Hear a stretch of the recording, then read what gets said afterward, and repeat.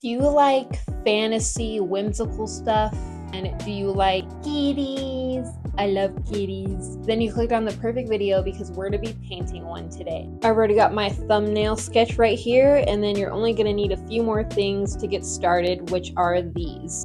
First, you're gonna need something to paint on, like a canvas or paper or whatever you like to paint on.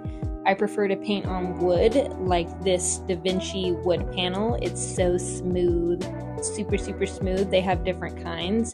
And then you're gonna need some acrylic paint because you want paint that's gonna dry really fast. And here's the most unsatisfying paint squirt you've ever seen. So I'm taking these two colors and I'm gonna use that for my background, and I'm just kind of blending it around the surface with this highly damaged brush, and you just keep blending and blending until you get like this really pretty cotton candy looking background.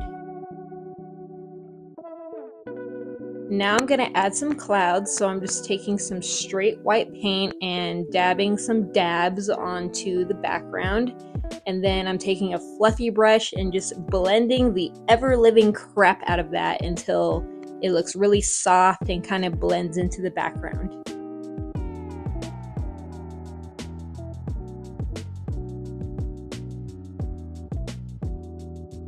I'm just going to keep adding more clouds around the background until I'm happy with the cohesiveness.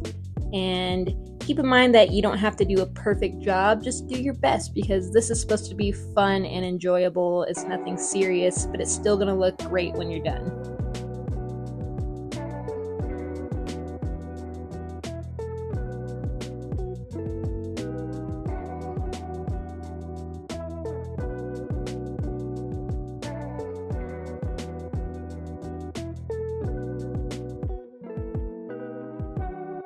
And when you're all done with that, you're going to end up with something like this. And it is so pretty. It reminds me of cotton candy. And now it's time to move on to the more intense part of the painting, which is this, the cat's head. And for this part, I kind of just went for it and winged it and just started painting the shape of the head in the middle, or what I felt like was the middle of the canvas, and just painting on the ears, just kind of shaping it out as I went. Also, this is why it's good to have like a little thumbnail sketch to reference from so that you know kind of what it's supposed to look like.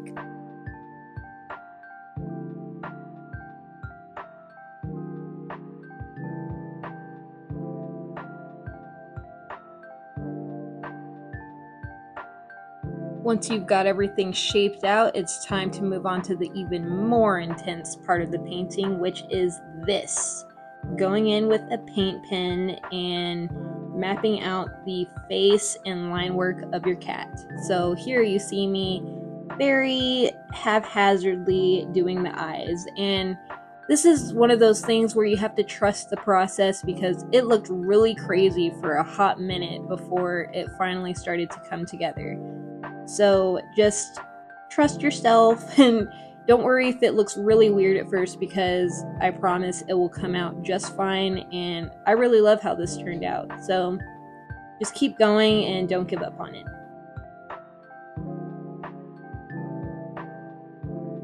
I should also mention that this might require a little bit of patience, which I don't really have a lot of. As you can see, I didn't give the paint enough time to dry before I started going over it with the paint pen, and it was kind of doing this weird thing where it wasn't going on very opaquely because the paint underneath was still wet. But as you can see, I didn't really care and I kept trying to paint over it anyways, but for the most part it still worked out really nice. And so I'm just gonna start adding little details, and oh my gosh, we're getting to the whiskers, hold your breath!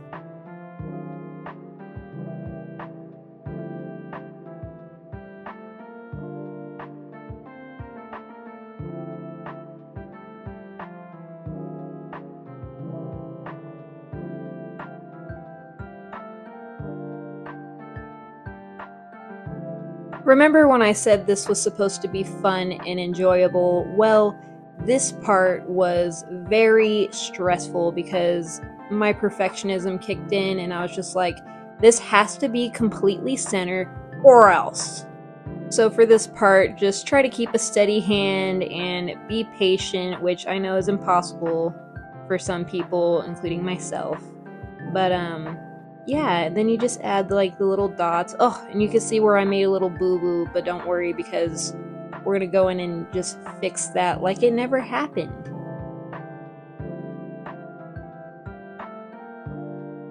See, you just fixed the boo-boo like it never happened. And this is how it's looking so far, and you might think it's done, but it's not. We still have to add some stuff to the background.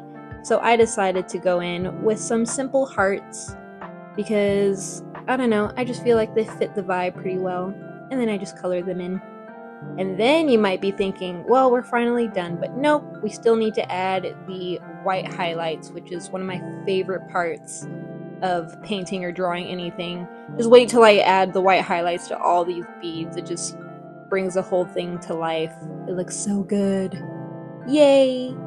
And we're still not done because I decided I wanted to bedazzle this a little bit. So I was like, which jewels should I use? And I went in with the pink ones and just added a couple of little bedazzled pink gems on the painting, and it added so much pretty vibes to it, and I'm super happy I went with the pink ones. So now we're finally done, right?